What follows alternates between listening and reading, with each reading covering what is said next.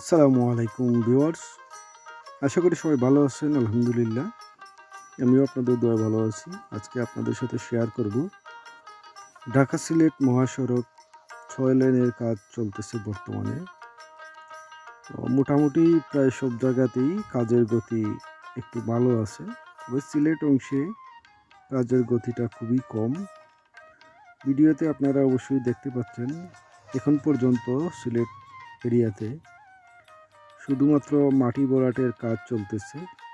এই মুহূর্তে যে অংশটি আপনারা দেখতে পাচ্ছেন এটি হচ্ছে ঢাকা সিলেট হাইওয়ের রশিদপুর অংশের দৃশ্য।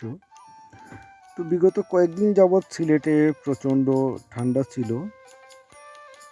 এক সপ্তাহ পর আজকে সূর্যের দেখা পাওয়া গেছে। মোটামুটি ভালোই একটা পরিবেশ, অল্প রোদ আছে, তেমন একটা ঠান্ডা নাই দিনের বেলা।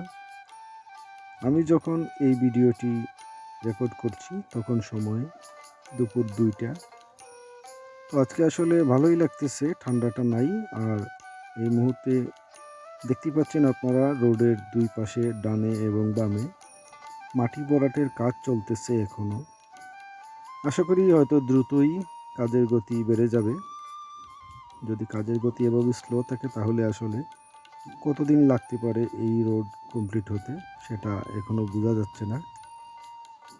অবশ্যই আমরা আশা করি ঢাকা সিলেট 6 লেনের যে প্রকল্পটা খুব দ্রুত শেষ হবে এবং এই রোডে যাতায়াতকারী সকল মানুষের দুর্ভোগ অনেকটাই কমে যাবে এই রাস্তাটা যখন কমপ্লিট হবে।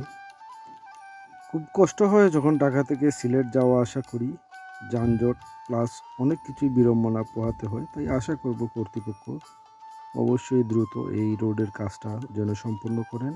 ভালো থাকবেন সবাই। আসসালামু আলাইকুম।